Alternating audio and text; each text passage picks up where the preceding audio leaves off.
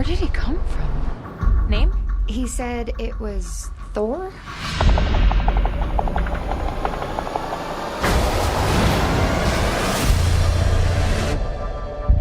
You know, for a crazy homeless person, he's pretty cut. How'd you get inside that cloud? Also, how could you eat an entire box of Pop-Tarts and still be this hungry?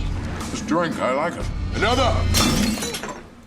This is going on Facebook. Smile. Your ancestors called it magic, and you call it science. Well, I come from a place where they're one and the same. But who are you, really? You'll see soon enough. God, I hope you're not crazy.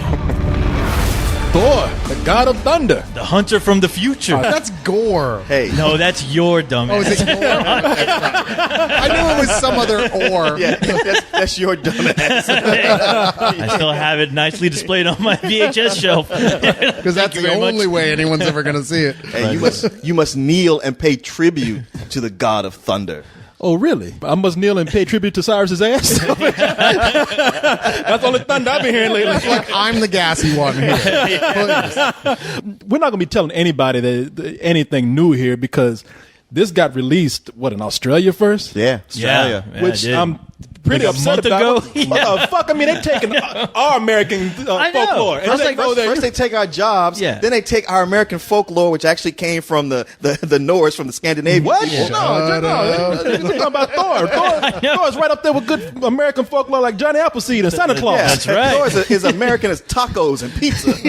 What? I guess, speaking of stealing, you could say that America, I guess, stole the Norse god because we took it and just made American by putting in a funny book. We made it real stupid. Yeah, exactly. Hey, man, we did something nobody else could do. We put him in tights. True. Put him in tights, a stupid helmet with wings on it, gave him a gay-ass cape. Gave him some fish scale suits. Man, you can't tell me that you wouldn't wear a helmet with big wings on it. Come on now. Well, hey, Captain America made it look really cool. Yeah. All right, so Exactly. Yeah, the Flash did it too. took some time. Okay, You guys are freaking me out talking shit about Thor at this point, right? Because I grew up with I fucked wherever it came from. It's Marvel Comics Thor. Yeah, and Stan Lee. Well, he's it a came- badass motherfucker. Yeah. And they did a pretty good job of making a costume transition that I thought couldn't possibly work on screen actually work on screen. This is the best retelling of Masters of the Universe that I've seen in a really long time. Hey, you know what? I'll be honest. One of the reasons I kept saying I didn't have high hopes for this movie because Thor works in a comic book, but I just couldn't see how it could translate to film. There's just so many things that are problematic about it, but. I'll be damned if he didn't get so much of it right. I had to go Kenneth Branagh. They did. Hats off to you. I was one of the biggest naysayers because I think I was laughing every time anybody talked about them making a Thor movie. I'm like, nay, I say, because it's like how are you gonna really translate this into a film to where people get it without them just laughing at the dialogue? Because if you read one of those comic books, you pick up any fucking Thor comic book, read it, give it to your girlfriend. No, you laugh at you and throw it back in your face. You're right about the girlfriend no more. Yeah. No, that was one of the biggest things, which I don't know why it should be because I've seen some really bad costumes translated to screen, and a lot of them have worked. But Thor was just one. I was like, that's just you know what? Unless you are building a gay house or going to pick up money from bitches on the corner, I don't see how this costume is going to work. Building a gay house? What is that? Sorry, you know he has to work that in. So just roll with I'm just trying to figure out what it is. If you have a hammer in that costume, you are building a gay house. The Rainbow Bridge is the one Prince was talking about. Yeah, there is that Rainbow Bridge. I mean, come on. You got Habitat for Humanity and you got Habitat for Homos. You're expecting Thor to be living in Carolot somewhere. I don't know. Yeah. In his magical clouds. With the big Care Bears on the head. They got this Care movie's Bears ripping off Care Bears. Care Bears and Care Cubs. They got whole special Care bars Bears, for them. pretend to care. Your love hurts. I like a big fuzzy bear to take care of me.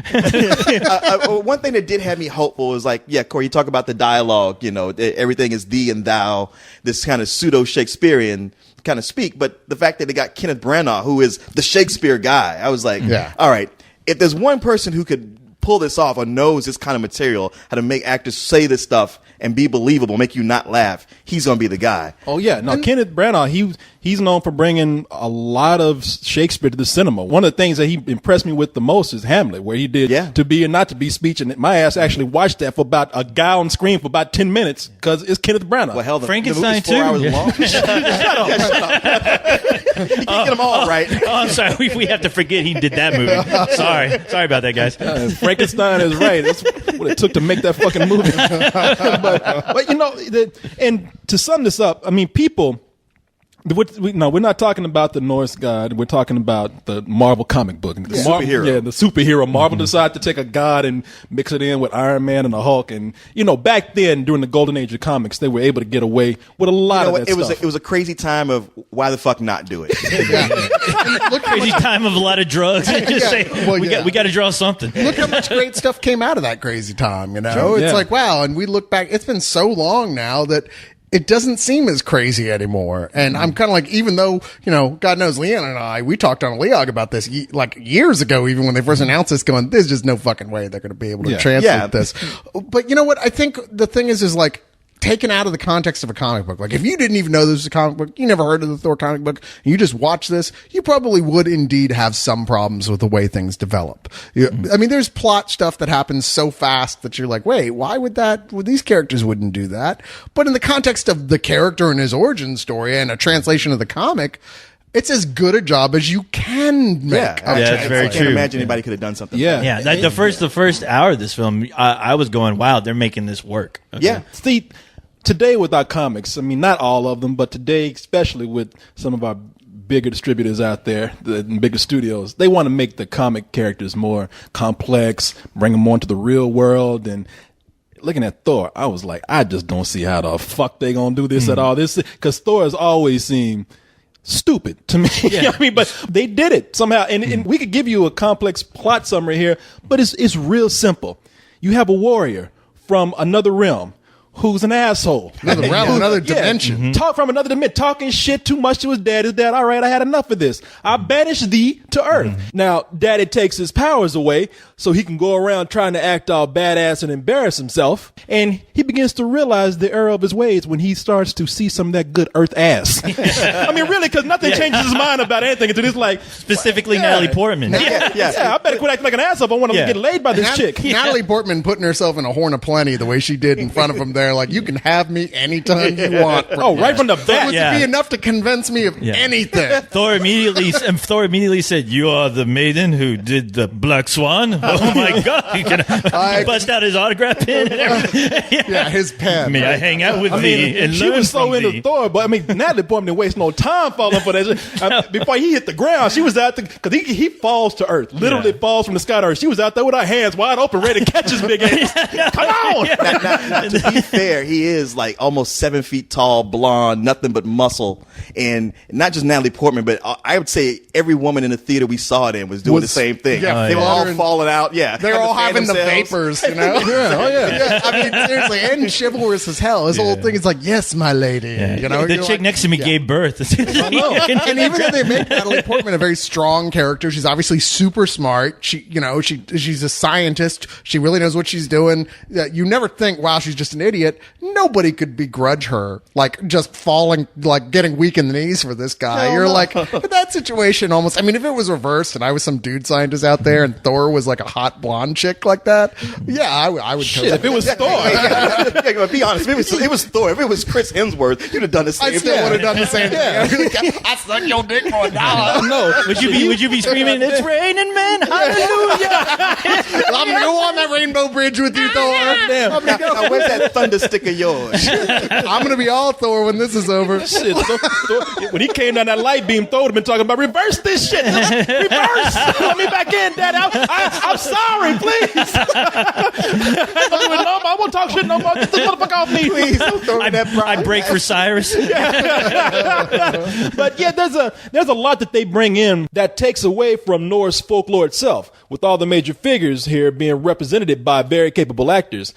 Everyone who is familiar with this material knows who Odin is, the father of Thor, who was played here by Anthony Hopkins. And we all know Loki, the god of mischief, and Asholery, who was played by Tom Hiddleston. And I never really haven't read the comic before. I have to ask, how well do these characters translate to the screen? As somebody who's, has been a fan of Thor and don't think it's stupid, as you like to put it, just because you don't read it, you go like, well, it don't interest me. It's Seems stupid. dumb to me. Come on, yeah. Like, from the guys who do this with every fucking trailer they don't like when they see it. That's dumb, boy. Y'all, in fact, y'all were talking shit about Thor. Hey, man. that looks stupid. How many times do we have to say Yeah, I'm not gonna- trailers lie? Yeah, before not we only do become trailers clear? lie, it's like, look, don't ask me to give my opinion on a trailer because it's not giving me enough information. If you want me to, I'll go ahead and say something. Yeah. But this in no way reflects my opinion of the movie. As far as trailers lying, this trailer lied by omission because the trailer does not show you nearly any of the cool shit that's actually in this movie. Watching the trailer, they show you like the palace of Asgard where the guards stand around, and that's it. What this movie does in the first hour is really show you a well-developed Asgard, which a lot of information went into to design it and make it work. And I was like, damn, all this time I've been reading it, I was like, all right, I guess some colors on paper. But watch it's like, wow, they actually spent some time. Well, I will tell you this much. Asgard is the realm where Thor and he comes from and all, the inhabitants live. Oh, is that why you laugh? Because I keep saying Asgard. Every time you say fucking Beavis and Butthead. Asgard, now because is it called Asgard or Osgard? It's Asgard. It's Asgard. It's not an adult diaper. Yeah. They should change that. They should change that because I keep laughing every time. I must return to It's Osgard. like Beavis and Butthead. Asgard. He said Asgard. Asgard. I'm sorry, that's stupid. What's it called again? Asgard. Asgard. Yeah. No, Asgard. Look, I didn't name it. Maybe Thor should come out with adult diapers. I don't know. You know. Go complain to the Vikings. Yeah, but in the realm of Asgard, when I was watching the trailers, I was like, man, they tried too hard. To me, you would know better than I would. Again, that they're trying to catch that Jack Kirby style. Well, yeah, and they managed to do it, Yeah. but in a way that I didn't think would look as believable as it does in the film. Yeah, Jack Kirby drew all the original Thor, so it seems all of them. entirely appropriate for them most to of do them. that. Which I'm is cool, surprised they went there because there had to be a lot more work involved just by sheer nature of saying this is what we're going to do. I mean, his style is so, God, it's intricate with loops and whirls, and it's very symmetrical and angular, and it's a neat, totally original style. It's hard to recreate. And when we were looking at those stills taken out of place, it just looked kind of silly. Yeah. But when you see it in the context of the whole thing, you're like, oh, I get it. You really did create this world. Or as Koos pointed out after the theater, I mean, it's sort of a cross between his look of the original Thor and the stuff he did for DC with his New Gods. New Gods, run. yeah. Oh, yeah. When he Yeah, had it's really like they're evolved using his boom style. tubes. Which I'm sure somebody's going to watch Thor and they're going to go, you know what? We need to give the green light to New Gods because these guys proved that you can make a movie like Now, that. who's going to say that? But me. And they get it gets a real Lord of the Rings look about it. Kenneth Branagh gets some great performances out of his actors. Yeah, he did. For all I heard about how bad Chris Hemsworth was, he was good as Thor. I thought he was great. He was really likable. And Yeah, there were rumors that Anthony Hopkins was pissed at him because he was such a terrible actor. But he was. Anthony Hopkins, he don't look that good anymore. Yeah. If he ever did. Did Anthony Hopkins not watch his last movie? Anthony Hopkins, I can just see him going to Kenneth Branagh. He's like, but when do I get to freak out and start acting insane? You don't. It's not one of those. But I always get to freak out and start acting Well, insane. I mean, pretty much so. Like, look, you remember what you did in Beowulf? Well, this time you're actually going to be there. You get to wear armor this time. Yeah. So just go with it. But see, that was the cool thing about bringing Kenneth Branagh into this because his Shakespearean sensibilities are well suited for the family drama that occurs in his film, as exaggerated and over dramatic and even silly as it may be. And it's classic though.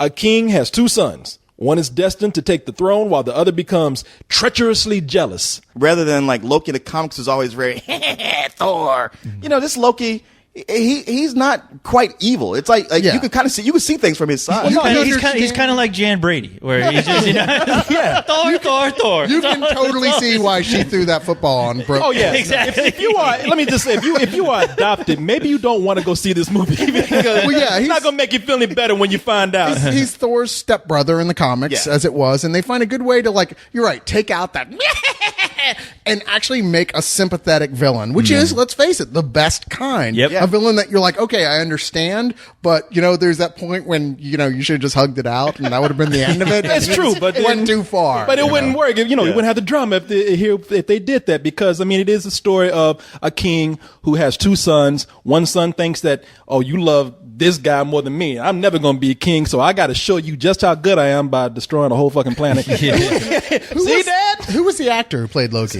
You know what? I'd never seen him before. Like He was Tom really Hiddleston. He was good. Tom Hiddleston, yeah. Well, it's funny because like the two kids that get to play the younger versions of them look just like those actors when they grow Oh, up. yeah, yeah. Yeah. And this guy playing Loki, I mean, not only is he great, but he looked kind of like Alan Cumming, who played Loki in Son of the Mask. I was like, is that just the requirement for playing Loki? You got Now it is. The Yeah. stuff that I thought was going to be the worst part of the movie, which was going to be the stuff that's in Asgard, ended up being like some of the best stuff in the movie. Because that's one of the things that people are complaining about with this film is that once Thor gets banished to Earth, then that's when you get into kind of the silly fish out of water type comedy and humor, and Which it is. It is, Yeah. but it kind of balances out how heavy some of the stuff that we have in the other realm is. Yeah. I and think it works. that's the best quality for this film is that they found that balance Yeah, they between really did. this. Okay, so because Thor's whole thing is like he has like no humility. He's kind of a dick. Of course, you would Kind be of a too dick. He is if a you dick. were like son of the ultimate god in the universe and you had like this badass hammer and any chick you wanted to would bow down for you and you're about to be king. You'd probably be a dick too. Be hard not to be a dick. He's been sent back to Earth powerless to learn how to be, define humility, right? And they managed to capture that so well with just not too goofy, but just goofy enough little humiliations of his Oh, yeah. character. Which I'm kind of glad because the Earth stuff, I mean, just like when I felt with Masters of the Universe, where I felt like I really got cheated in that movie, where I was like, first you see him on Eternia, and you're like, okay, cool, this is like a whole other world, this is what I want to see, and then it's, we're going to Earth. No, I live here. I don't need to see that shit. No. Give it back to the fantasy world. It's like taking me from Star Wars and taking me to Tatooine. Not to that fucking place again. That place ain't shit there. There's nothing cool there. Keep my ass over here with these ice giants and the big battles, and with Thor and his fucking hammer copter that he's using to fly. I'm like, Oh yeah, no, this is God versus CG, the movie. Yes. But keep in mind that they established in the beginning that, it wasn't their first rodeo on Midgard, as it were, on Earth. I mean, they're well aware of humans on Earth. They come here. that's true. They've come here before. on They know vacation. they are. Yeah, and yeah. they've considered themselves already the protectors of that world. Yeah, but that's I mean, cool. that's established in the get-go. those Asgardians, they can show their friends the pictures on Earth. That's okay. I don't want to look at those pictures. I want to see the cool shit. But it does a good job though, because the thing is, it really sucks you into that world the first hour. another reason why they're able to sell the fantasy here is because they had great actors, and we have Odin, who is played by Anthony Hopkins. Hannibal Lecter? I want to say Hannibal Lecter so bad. Yeah, Anthony Hopkins. Yes, who- it's Beowulf's Yeah, dad. yeah. No, Anthony Hopkins will take the biggest piece of shit and act like it's Shakespeare itself. I mean, I remember that movie that he did with Chris Rock, which I was like, why are you here with Chris Rock? And why are you acting your ass off in this movie? It's terrible. But it pays off in this film. He feels like an authority figure. He feels like a father. He feels like a god. Thor, Odin's son, you have betrayed the express command of your king. Through your arrogance and stupidity, you've opened these peaceful realms and innocent lives to the horror and desolation of war.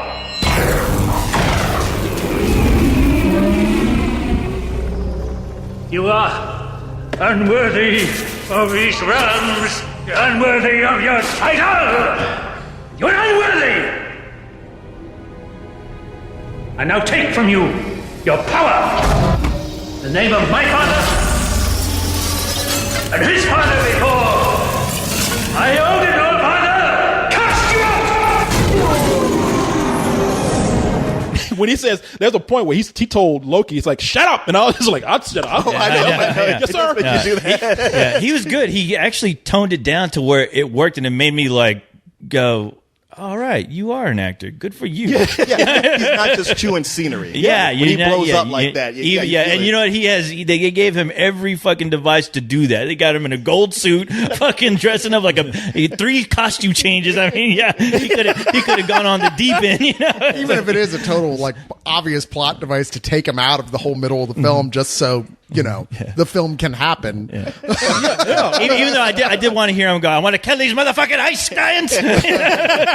like when he's like, kill the bear. Kill the bear. Kill the ice Kill the ice giants. Now between Anthony Hopkins, Tom Middleton, and even Chris Hemsworth, and even back on Earth, when you have somebody like Stellan Skarsgård, I'm like, let me check let me slap myself real quick. I am watching Thor, right? Yeah.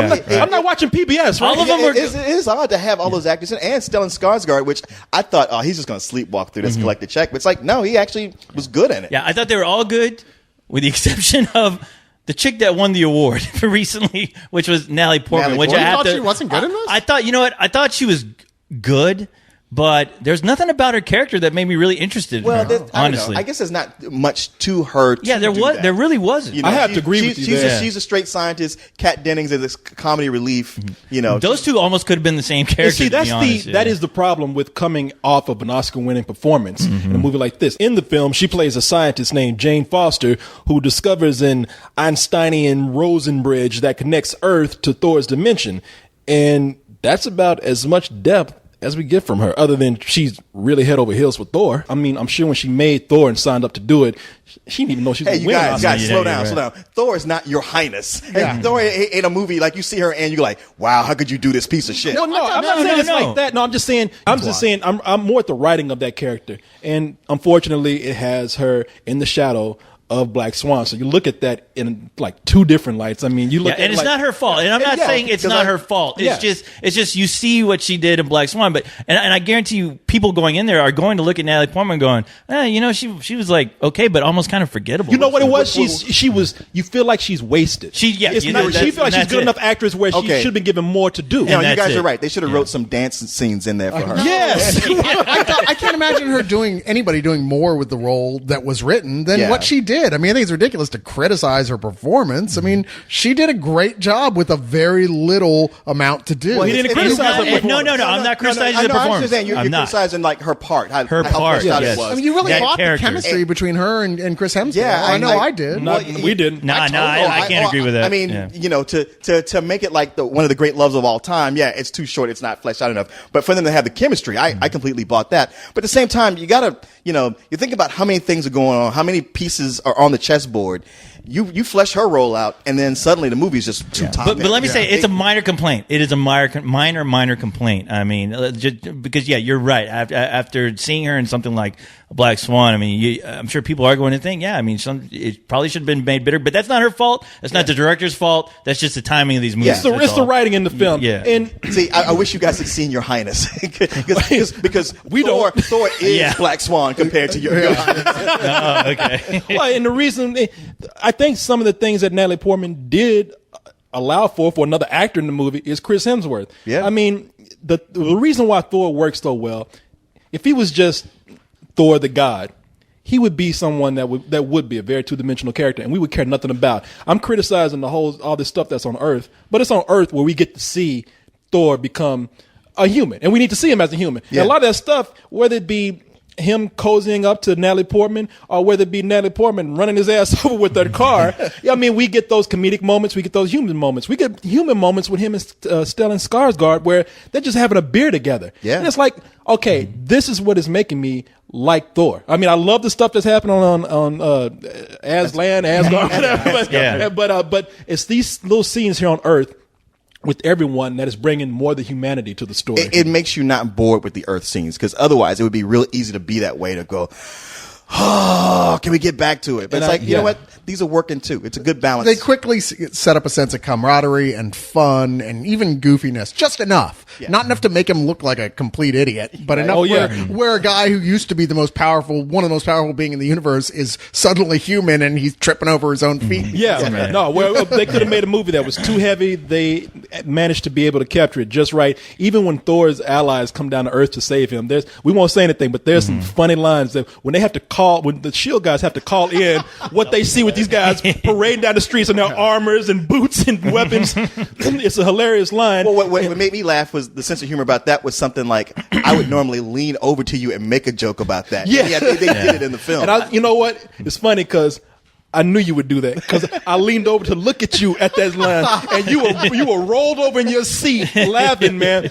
And you know, they also managed to not spend too much time in one place. Yeah. The editing here is done so well because they pace it out just right. By once you get enough of Earth, they take you back to Asgard. Once you get enough on Asgard, they take you right back to Earth. And for a movie that's over 2 hours long, that helped break it up. Yeah, it major. sped by. Yeah. I was like, wow, really? I was waiting, because we usually, with these movies this long, we're waiting for that time that we're like, all right, let's go ahead and wrap this up. And that moment never came with this movie. Yeah. No. Even though can I confess something real quick? ahead. Every time he grabbed that hammer and lightning hit it, I was always wanting him to go, I have the power!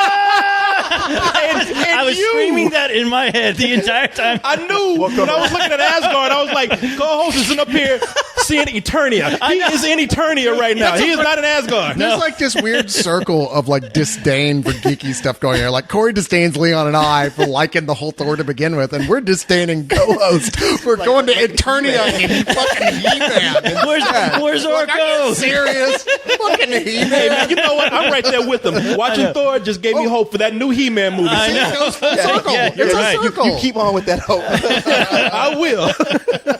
I'll wear my He-Man. Hey, co-host, don't worry. I know that when you buy this movie on Blu-ray, Yeah. you're gonna get one of those $20 Thor hammers, and you'll be raising it every time chance you get. I have the power. You're sticking a fork in the toast at the same time. That's a great idea. There were certain characters that did. I won't say they bothered me, but in the beginning I was like, your jokes are bad. Kat Denning. Oh, really? Okay. Yeah, I mean, I like her. I like the character in the movie. I mean, She especially just felt unnecessary. She was that's what I'm saying. She was there to like that give obligatory yeah. comedy relief, And that was what I was going to say. That's why she was there. I mean, some things worked, some things didn't. Most of the time, I didn't like her delivery of the jokes. I mean, there were some other times where Stellan Skarsgård, who plays another scientist who's known Natalie Portman since she was a child, who's very good in the film. Yeah. You know, there's a part where he has Kat Denning. He's like, aren't you supposed to be a scientist? And she's like, yeah, political science. And they're like, oh, well, she was the only one that was available right now. I think, you know, little touches like that worked.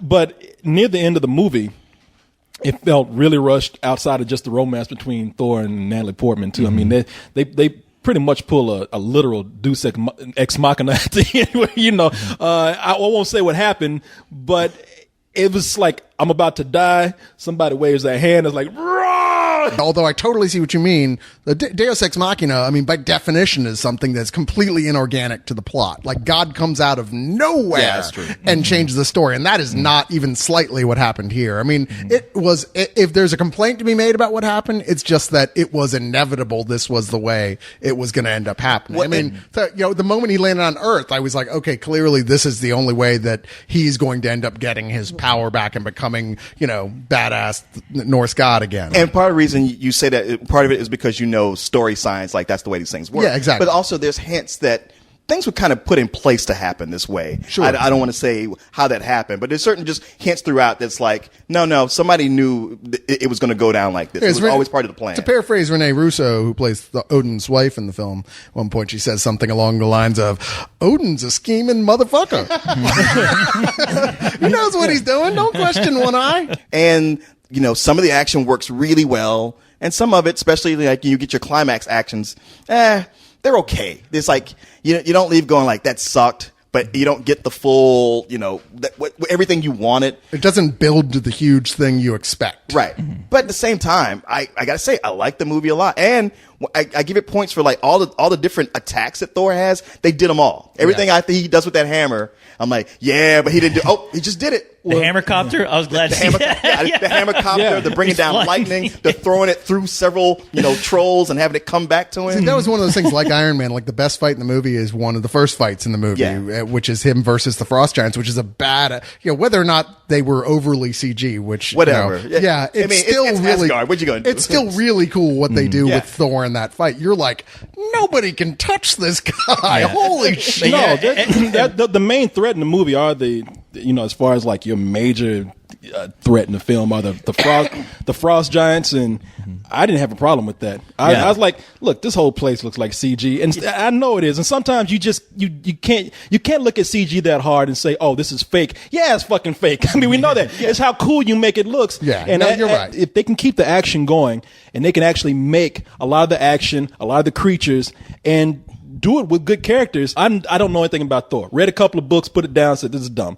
But if somebody can take this kind of material and write it well, which they've done with the script, by putting some good characters in there. If they can direct the most ridiculous parts of the movie, if they can direct it very well. I think Kenneth Branagh is a capable director. That's all I'm saying. I don't mind ridiculous, cheesy, sappy shit if somebody can just come in and direct. That's all you have to do. And if you can do that and make me believe in these characters, I will swallow anything except a big dick. But unless it's Thor. Unless it's Thor. Established. But yeah, if you can put these hands, if somebody, but you know, I'll take that hammer anywhere you want. I don't think I'm gonna have a choice. If Thor likes me, let's test this theory. Does anybody got $50? No, and that's what they did here. They managed. Maybe it's not perfect, but they put it in a lot of capable hands. They put it in the capable hands of some script writers who took something and was able to take it seriously and write it to the best of their capability with the material that they had. Kenneth Branagh, when he felt like he had to be funny with this, he was. But for the most part, he took it seriously. I've already heard some people say some of the same complaints that I've said about this movie. I agree that when they get to Earth, it gets a little goofy. Running jokes where they keep knocking Thor out, they get silly. And I think the climax is really weak here, too. Some people are going to see this as completely silly and not like it at all. And I completely understand that. But regardless, I love the film. I had a great time with it. Yeah. It is.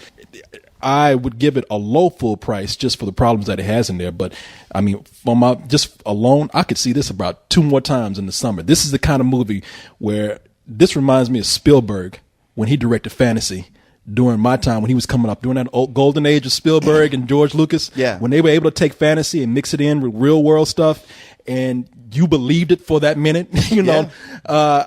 This takes me back to being a kid. God, you can see like the nerd in him coming out. Like it is. When not only can you see it coming out, you can see him trying to push it back in. It's like his hand is on his chest. It's like the alien trying to burst out his chest. He's going, no. There's bursts of light cracking through his armor. Meanwhile, there's like this asshole inside of me like, shut up. We see that nerd pimple trying to come out of your forehead. Every time he comes back, the camera comes back to me, I got like glasses on. My shirt gets tighter. I grew a collar. Remind me of little children. I'm stumbling over words here because this is what I want to see in a summertime movie. That's what everyone wants to see. And it makes me wish I was a kid when, going to see this, because I wouldn't even be questioning some of the things I would look at this and want to come out and beat Thor so bad. Yep, that's one of the drawbacks of being a critic. Usually, you lose that innocence. Yeah. Well, and when you find it back, you got people going like, I can't believe you get it at a full price. You're so dumb. But you know what? You touched on something I thought when this was done. It was like, wow, I could go see this again because it does so. It's so visually beautiful. There's so many great peaks and valleys in it. It's got a quick pace. It's like I could go see this again and not feel that 2 hours and 12 minutes just like before. It does. I was so impressed by how many things it did right and how many things it didn't fuck up. It didn't pull an Iron Man 2 where there's a couple of tosses to the Avengers, but they don't stop the movie to go like, hey, Avengers, It's very organic the way it worked in, and you just appreciate it all that much more. Really, even like with the pacing, like you said, you guys bring up that point with the pacing, but for me, it worked just because, hey, it sped me through the movie. If I got any problem with this movie, it's the way they are marketing it and advertising every goddamn thing. Seriously. Welding helmets, paper towels. Welding helmets. Seriously, car commercials. What kind of welding? No, cars. Just anything you can think of. I'm like, man, don't call it this movie should be called Whore instead of You've been waiting to tell that joke all month. I was like, don't step on my joke. But yeah, it's every bit what I think of as a summer full price movie. Yeah. You know what? I'm almost there. I'm going to start off by saying it's a low full price because I had problems with it too, and probably most of the same ones you did, Corey. The one issue that is something for me, and it's a problem I have repeatedly with these kind of films, is that every time it's like a straight up fight scene between two characters, it's like just so many cuts and so close in that you just have to almost take the movie's word for it. It's a cool fight. There's something flashing. There's a close up of someone's face going, "Rah!" and really you don't see the fight at all. But there's so much stuff that is good here. There's so much to genuinely like. Even all the supporting roles are incredibly well filled out. I mean, fuck, I want to see a spinoff just about Heimdall with Idris Elba playing the role. Heimdall with Idris Elba playing the role. I was like, man, that guy's a badass. Can't believe people were bitching about why did they get a black guy to play that role. It's like now you watch it, you don't even think about that. Now I gotta tell you, now no one else could ever play that role. But they got to go back and change all the books and make him black, even the Norse folklore books. But I like the way they took a black character and put him in Asgard. What they do, they made him a doorkeeper. He's a doorman. Yeah, he's a doorman. I was thinking just because he's blind. I was like, man, why's always a black guy got to be blind? I was like, they should have just put some white gloves on his brother. You going to Earth, sir? All right. You going to fight the Frost again, sir? There you go, sir. For that matter, he should have had a moment with Thor where Thor's all depressed and he gives Thor some wise sage advice and it becomes the magical Negro. Yeah. What's wrong, Thor, sir? I actually wanted him to wear like the monkey suit. That's what they should have put him in. They should have put him in a tie. And the tie. Coat. And they're all bitching about a black guy, but there's always been an Asian guy up in there. It's like, why are you bitching about the black guy but not the Asian guy? What is that? I know. What the fuck is well, that? even though everybody's talking with English, even Idris Elba, who is British. Yeah. He's talking with a British accent, but the Asian guy's like, "Oh, we must go say Thor." Well, no, there's one American in there, and he doesn't speak with a British accent. Yeah. Okay, all right. Anyway, you done? I started. I'm sorry. Please. No, I started with my rating. It's him. What did you give it? Low full price. A low full price. I'm going to give it a full price. This was the one movie I wasn't looking forward to at all. And I was like, wow, okay, this is how you start the whole summer movie blockbuster thing. This is making me really excited about Captain America, which I thought I'd never say. Only because I'm like, okay, if they did it right, I'm hoping, if I'm gambling here, I'm hoping they'll do the next movie, the Captain America right, hoping they fucking, just go nuts with Green Lantern. But with this, though, it was a good, solid story. I mean, despite my dislikes for the romance angle of it, I can get over that only because you're right. The 2 hours and 12 minutes fly by like nothing. To where I was like, jealous. I can keep watching another hour of this movie. The only thing though is next time I do want to see it again. The only thing though is next time I do want to see it without the 3D. We saw it in 3D today, and I honestly thought the kick-ass fight scene at the beginning. It's really dark, and I didn't know if it was because of the 3D glasses, which I'm sure it was, because I know this wasn't made to be 3D. Right. But I would like to see it in a nice digital projection just to watch those fight scenes. Dude, again. the Earth scenes are in New Mexico in the middle of the afternoon, and it still looks. It looked like it was about to rain. Those damn 3D glasses. I heard really regular audience is. members coming out going, "Man, I got to go see this again in 2D." Yeah. They didn't want to see it in 3D, and Hollywood's just like, "I'm sorry, did you say you want to see more 3D?" No, we don't want to see any more 3D. Oh, 3D. You just said you want 3D. All right, we got you. Damn it. That's one of the biggest things about 3D, man. It's that's why I don't want it with the glasses, because it makes everything darker. Yeah. It really did, and it really did, especially during the fight with the ice giants, where that scene's supposed to be dark. But all I thought was damn it, I wish I could take these fucking glasses off. If you're going to beat any movie this summer, this is the one to beat now. Honestly. Yeah, I know. Because that's all I started thinking about. You're meeting these characters on a whole nother planet, and I'm just like, all right, man, you got a lot to live up to now. I was impressed by the way that they made, I guess they made the God angle work with this. It really did. Yeah, I mean, they managed to take it and change it into... It's just another dimension. Yeah, they're not gods. They're a super advanced alien race that's probably been around for a million years. Exactly. To the point where, they had the movie, they repeatedly say, without actually spelling it out, any magic so advanced is going to, any science so advanced is going to look like magic, or that. No, they do spell it out. Well, I mean, they don't actually go, they're not gods. but there's enough where you put it to your interpretation. Well, they drop enough information there where you can put together these are just very superhuman beings out there, and the reason why they are gods is because at one point some lower civilization worshipped them as gods. Well, documented them as that. Yeah. and they do make it to where you couldn't see it before. Okay, I can't see this working within the same universe as the Iron Man movies, which they so realistic. And that's what they sold it to me. It's okay, now that you were able to explain the science there, even as basic as it is. I mean, this is third grade science. I mean, it's how third grader would explain how gods would exist, and that's cool. But at least you made an attempt, and you made me believe that they can actually coexist alongside someone like Tony Stark, who's a very earthbound, real character. And the only thing that I would say about taking your kids to see this movie is that when you take them home, keep their asses away from the toolbox. Because toolbox combined with sugar, they gonna tear that house up when they get a hold of that hammer. They're gonna be slinging hammers all over the place. That's what I'm saying. It's better I don't see this as a kid, because if I saw it, I would go straight to my dad's toolbox and I would terrorize my family. People who live in glass houses shouldn't go see Thor. Do you swear to guard the lives of the innocent and preserve the peace? I swear. I will destroy their kind You can't kill an entire race. and die with them. These people are innocent. I have no plans to die today.